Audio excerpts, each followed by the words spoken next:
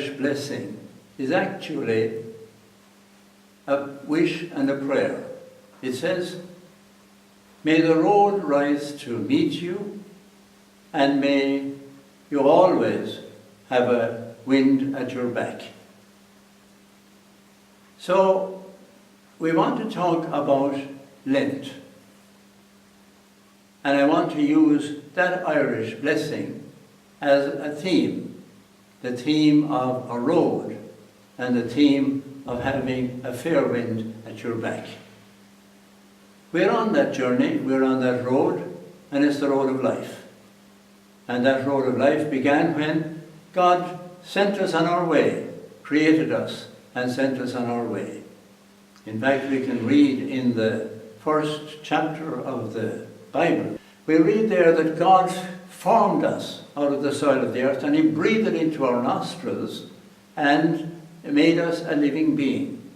So that breath, that very first breath, is the same breath that we've been breathing ever since we were born, and we keep on breathing until we die. And for that breath, there's one essential element, and that is air. The air that surrounds us, the air that we need to live. We must use it, but of course we take it for granted. We're unthinking, we're ungrateful, but it happens involuntarily in our breathing in and out.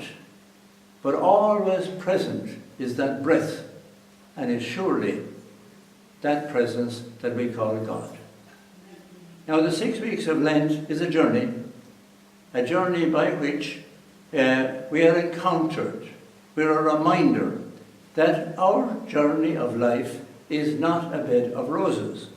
Of course, we do have great adventures, we do have great experiences, we get great surprises, and there are wonderful things in life. But what Lent does is that it reminds us that life is really an encounter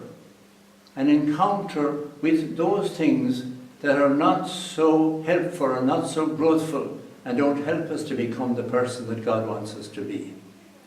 And so, like Jesus himself, Jesus, we're told, was led out into the desert. That was his Lent, that was his Ramadan. He was led out into the desert for what? To be tempted by the devil. And temptation is something that's very real. We don't have to be a rocket scientist to know that out there in our world, the world in which we live and move and have our being, the world in which we are breathing in and breathing out, there is violence, there is hatred, there is war, there is abuse, there is homelessness, there is poverty, there is injustice. You know, the list is as long as my arm. And that's there, and we're all part of it. Each one of us, we're all part of it, and in fact, sadly, we contribute to it. So the challenge of Lent is this, to encounter that evil, because that's what the gospel story is about. I challenge myself and I challenge you. Do you want a challenge? Do you want to engage in a battle? Do you want adventure? The real adventure is something that happens in our own heart. So the journey and the challenge and the adventure is this, moving from hatred to love, moving from sin to virtue, and moving from the darkness to the light. So you want adventure, you want something exciting. That's the encounter and that's the journey of Lent. So that's the choice. Either I can turn in on myself, look after my own self and become so cozy and comfortable in my own world that I don't want anybody to challenge me. I don't want anyone to call me out to be helpful to them. I can do that and become miserable. A real recipe for boredom and frustration.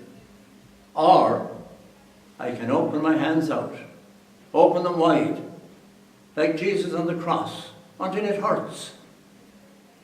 But in that giving and in that self-giving is life. So take the choice of following Christ along the way, and you will live. You will certainly not die. So, to myself and to yourself I say, a hardy Lent and a happy Lent.